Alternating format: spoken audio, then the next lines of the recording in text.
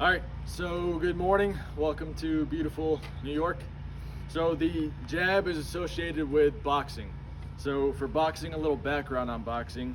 Culturally, we tend to idolize our boxers, like Muhammad Ali and Mike Tyson. We kind of put them above all as superior athletes, and everybody tends to look up to them. Boxing began in the ancient Near East back in the 3rd and 2nd millennium BC, and boxing came to the U.S. from England in the late 1700s. As far as popularity goes, for playing, over the last 10 years, there's been 6.5 million participants of boxing in the U.S., so it is very popular in the United States. For spectating, there's an average pay-per-view buy rate for big boxing events of 585,000. So that means a lot of people are wanting to watch these big boxing events also. For recreation and for the youth, boxing is mostly used for like fitness or a cardio workout. It's not, or maybe even self-defense. And as far as PE, there's no boxing in PE class, just for safety issues and other things that could be associated with it. Now for classification of the skills, boxing, the jab that we're going to be teaching you, it's a closed skill. It'd be a discrete movement, and it's a self-paced gross motor skill. Now if you're sparring another person, that would kind of change a bit, because it would be an open skill, and it would be externally paced because there's other variables that you have to react to. Show you what a boxing jab would look like, and then we'll go through the components and some cues that you can understand in order to do this skill correctly. So this is what a jab would kind of look like in real time. Okay, so you're getting up, guys. You're gonna have, if I'm in a right-handed stance, I'm gonna be with my left arm forward, and my kind of back arm is gonna be like this. If I'm going southpaw or I'm left-handed, I'm actually a lefty myself. I'm gonna have right foot forward, I'm gonna have my left arm back, and this would be my jab arm here, but I'll show you right-handed. So I'm here, left foot forward, arm back, and a jab is just gonna be through. I'm gonna rotate through and then land with my fist just like that. So it kind of looks like that as I go through. I'm rotating. So when I go quick, it's a quick snap with it. So it's bang, bang, just like that. It's a snap. So as far as the components go, the first thing you're going to do is you're going to stand in a boxing stance. So Corey's going to demonstrate here. You're going to stand with your hands up. Your elbows are tucked in. Your hips are between your feet, so you have a nice steady base, and your knees are slightly bent. Those are some verbal cues for the boxing stance. The next component is extending your fist. So as you extend your fist, you want to move only your front arm. The rest of your body isn't moving, it's just your front arm. And you want to keep your weight centered as you're throwing out your fist. And the final component is rotating of the arm. So as you can see, as he's rotating his arm out, you're rotating the fist and you're extending, and you're ending with your palm facing down. So you're starting with your fist up towards you, and as you extend it, you're rotating so your palm faces down.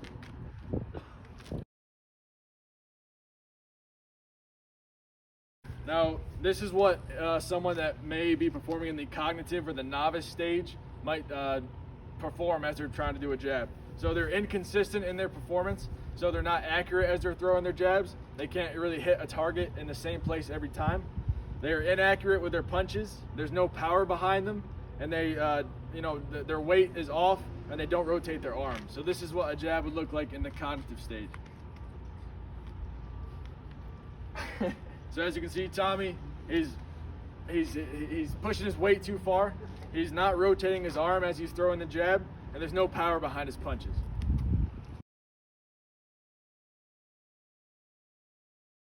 Now this is what a learner in the associative stage may look like as they're throwing a jab. They have consistent accuracy with their jab. They're following the cues. They have power behind their punches, and they're rotating their arm. So this is what an associative puncher might look like. So as you can see, Tommy, he was rotating his arm. He was quick with his movements. His knees were bent. He was in a good boxing stance, and he was able to rotate his arm and do a quick, efficient jab.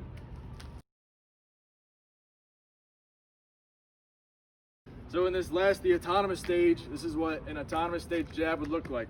It would be accurate. It's very powerful. It's a fast jab. He's following all the cues. He's in a good boxing stance, and he's adjusting to different targets. So Corey's going to demonstrate what an autonomous boxing jab would look like.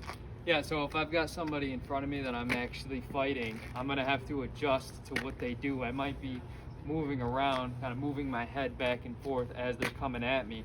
So I'm gonna have to adjust what I'm doing. Maybe I throw it around here and I move, you know, to his punch here, dip and bob, throw another one.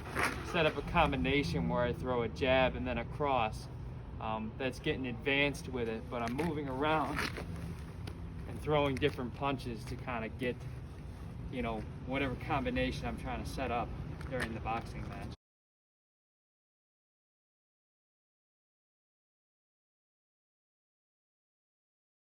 Talk about kind of practice, guys. So recommendations for practice. We're gonna have you guys do 3 sets of 10 reps of the jab.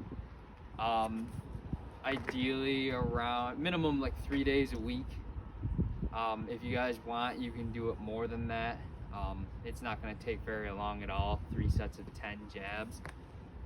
Equipment, if you had a punching bag, like access to one, or you had like the punching mitts that you had a partner wear and then you hit them, you could do that if you wanted to. That'd make it a lot more fun. Substitutions for that though, you can take a pillow, maybe tape it up against the wall or whatever. It doesn't have to be anything crazy, and then just use the pillow to actually throw the punches on. What we would do is just draw an X on there, but I'll talk about that more in a second.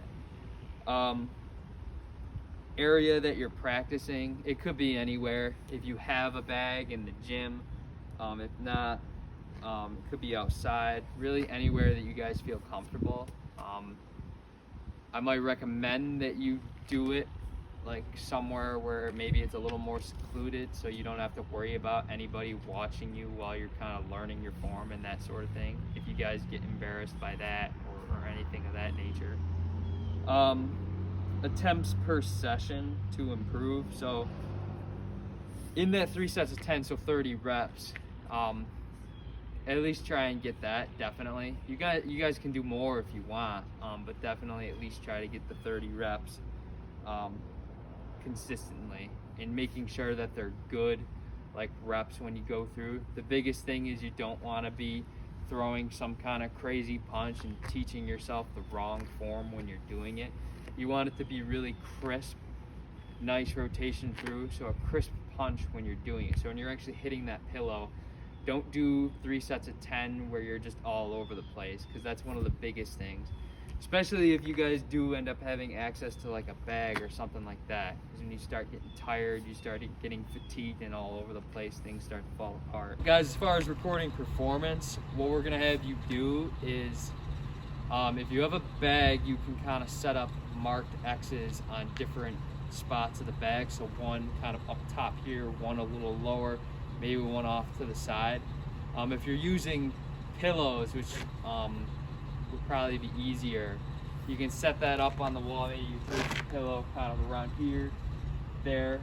So one up top, maybe one a little lower, one off to the left or right. So we've got different positions to actually punch at, and the idea is we're going to try and create like a little more of a realistic like boxing environment where, you know, if we imagine here that I've got these pillows up here, that I'm bouncing around a little bit, I'm kind of moving with, you know, my imaginary fighter, so to speak, and then I'm throwing punches at these different locations. So I'm going through, maybe I throw one low, and then I throw one high, and I get back to moving, throw to the right. So we're kind of creating that different atmosphere, so to speak, and trying to live those, how an actual fight would be.